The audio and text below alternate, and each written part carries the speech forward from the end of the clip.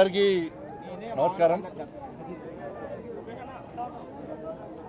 హోలీ పండుగ సందర్భంగా హిందూ బంధువులందరికీ హృదయపూర్వక శుభాకాంక్షలు తెలియజేస్తూ ఒక మంచి పండుగ వాతావరణంలో, ఒక సంతోషకరమైన వాతావరణంలో, ఒక ఆహ్లాదకరమైన వాతావరణంలో దేశవ్యాప్తంగా హిందువులందరూ కూడా హోలీ పండుగ జరుపుకుంటూ ఉన్నారు.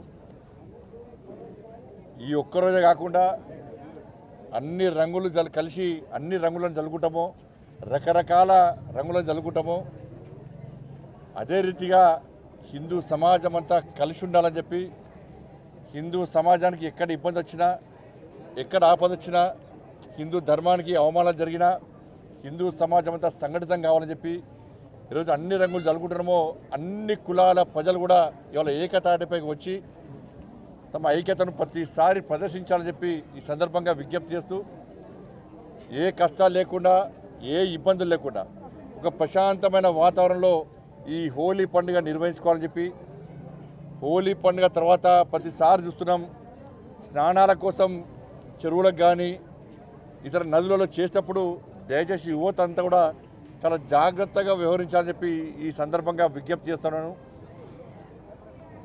గాలి, నీరు, నిప్పుతోని మజాక్ చేయొద్దు మనం, అవి పవిత్రమైనవి. కాబట్టి ప్రతిసారి హోలీ పండుగ తర్వాత ప్రమాదాలు జరుగుతూ ఉన్నాయి. ప్రతిసారి ఏదో ఒక ప్రాంతంలో స్నానానికి పోయో ఏదో రకంగా ఇలా ప్రమాదాలకు గురవుతారు. కాబట్టి ఇది మంచి పండుగ, సంతోషకరమైన వాతావరణం జరుపుకునే పండుగ, అందరు కలిసిమెలిసి జరుపుకునే పండుగ. కాబట్టి జాగ్రత్తగా ఉండాలని చెప్పి ఈ సందర్భంగా అందరికీ విజ్ఞప్తి చేస్తూ, మరొకసారి హిందూ బంధువులందరూ కూడా హోలీ పండుగ సందర్భంగా హృదయపూర్వక శుభాకాంక్షలు తెలియజేస్తూ ఒక మంచి వాతావరణంలో పండుగ నిర్వహించుకుందాం. ఎందుకంటే ప్రస్తుతము ఈ తెలంగాణ రాష్ట్రంలో ప్రజలందరూ కూడా కష్టాల్లో ఉన్నారు, ఇబ్బందుల్లో ఉన్నారు, అనేక సమస్యలతోనే తల్లడిల్లుతున్నారు.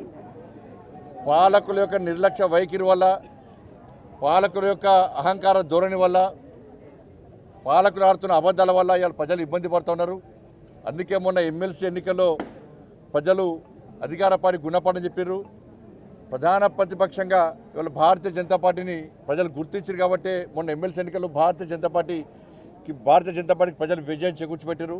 మా కార్యకర్తలు కష్టపడి పనిచేశారు. మోడీ గారి యొక్క చరిష్మా.